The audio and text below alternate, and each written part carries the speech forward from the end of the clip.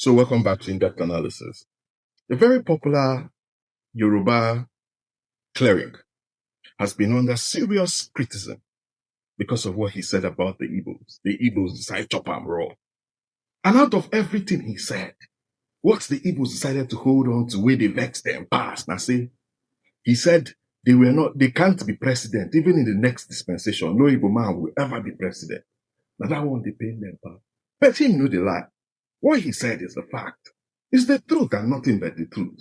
But we'll come to that. First of all, let's have a preview of everything he said. 30 seconds. The Igbos, they are tired of this world called Nigeria. Hausa is not the problem. But the Igbos, they are desperate of power. They want to rule Nigeria at all costs.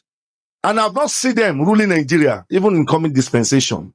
Let them bring, when 10 trillion will come out. Igbos, they are betrayal of themselves. People cannot control Nigeria. Let's be realistic. Let's be honest with ourselves. But they don't understand. Instead of them to seek wisdom, they are flexing muscle. And that's not the answer. Igbo, there is an error at the beginning. A course is on you. If you don't reverse that course, Igbo, you can't be president of anything in Nigeria. Note and underline. Wisdom, understanding, knowledge, that's all you need. Shonayera, wisdom, understanding, knowledge is all you need. First of all, let's deal with the whole thing he said. He said Igbos are tired of Nigeria. To an extent, maybe they are tired, maybe they are not tired, but to an extent. Igbos are the problem. No, primates. No, I disagree with you. Because, first of all, the Igbos, no be them they your forest. No be them they knock your women. No be them they kidnap or they abduct people.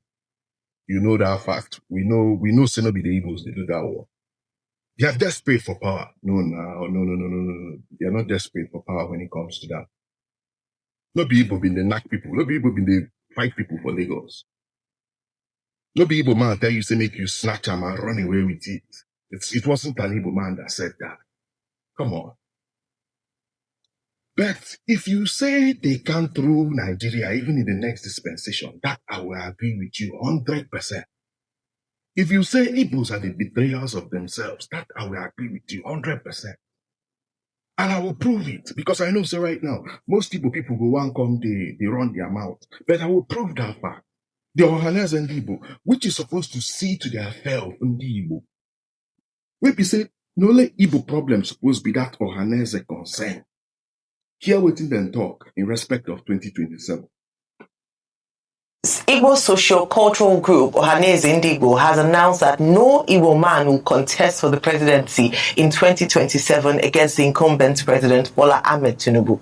The group says that the possibility of the Southeast producing the president of Nigeria can only be achieved in 2035, not 2027. They revealed that the decision was taken at a crucial meeting with Southeast political leaders in which they resolved that no Igbo man will contest presidency in 2027, signaling the rejection of a one-term bid. They insist that the most practicable political vehicle for the pursuit of the Igbo presidency lies within the All Progressives Congress in 2035 if the zoning formula is altered. Do you still disagree with Primate Ayodele or you agree with him? This is a group of people which their son, one of them, came very close to clinching the number one position in the last dispensation, in the last election, in the person of Mr. Peter Obi.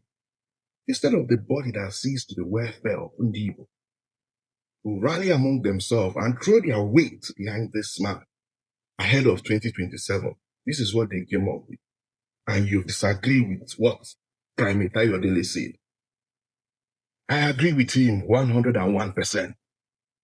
No presidency for them. They are betrayers among themselves.